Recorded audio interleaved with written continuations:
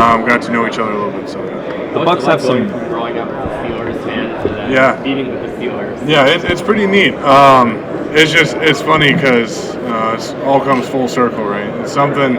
Being here, I've been watching these since I was 8 years old. Been looking forward to, hey, I'm gonna make it there. I'm gonna make it there, and we made it. So next step is to perform. So looking forward to that. The Bucks have some other Iowa players as well, and Anthony Nelson and Tristan Wirfs. Yeah. Do you keep tabs on them at all? No, not really. So Tristan was there 2019 when I was there. So I remember him being a good leader, and then I was going against him all the time on scout teams. So Tristan, I'm close with. I mean, I would communicate with if we saw each other, but I never even met Anthony. So have you met with the Bucks at all during this process? Not this week. At Shrine Bowl, I did. Okay. Yeah. Have you met with the Cowboys?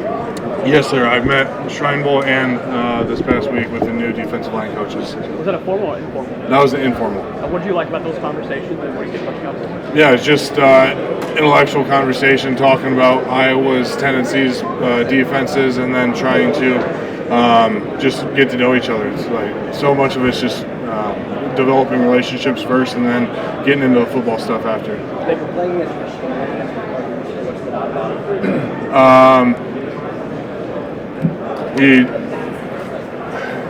They're a good team.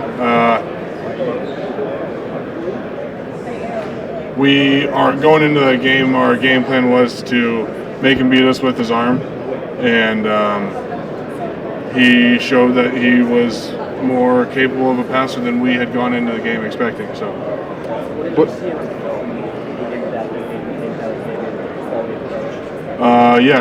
He's a very dynamic player, and he's able to extend plays, extend drives with his legs. And if we were able to shut that down, same with Corum. Like if we're able to stop the run, we thought we were going to have a better chance to have a shot in that game. Anything that's really stood out to you with all these team meetings with NFL teams? Any questions that surprised you or anything like that? No, not really. Everything's just get to know you and then talking football. It's like a ton of fun just chopping up with the guys and being able to develop these relationships and talk about a game we all love. So what's the first thing you would do when you walk into an NFL building?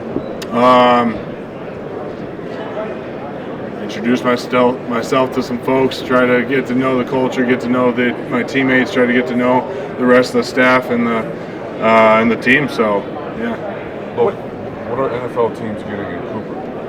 Cooper, I can confidently say is the most athletic individual I've ever met, and doesn't matter what you ask him to do, he'll be able to do it at a high level. If you're not having him play offensive or defensive line, he can do it on a football field. So.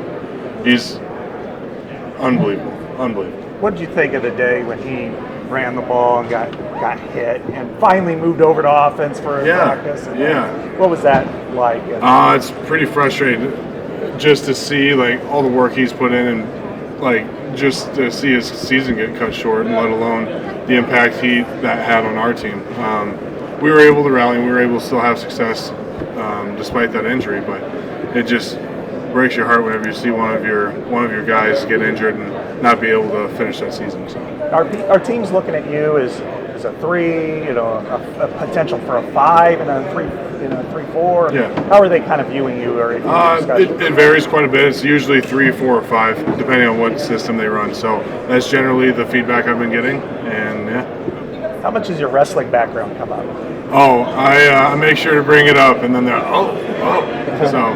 But yeah, it's been brought up a lot, and then the folks who appreciate that it's fun to chop it up with them about that. So. Logan, have you met with the 49ers at all, formally or informally? Not this week. At the Shrine Bowl, I met with them. Oh, cool. Yep. Awesome. Still haven't had any soda? No. February 3rd, 2012. Yeah. That was a bet with your dad, right? Yep. Dad bet me $100, or I bet my dad $100 to go a year without drinking pop, and I haven't. I had somebody gave me a drink of something, and I took a sip by accident. I was trying to gag myself. I couldn't get it. So I had a sip by accident.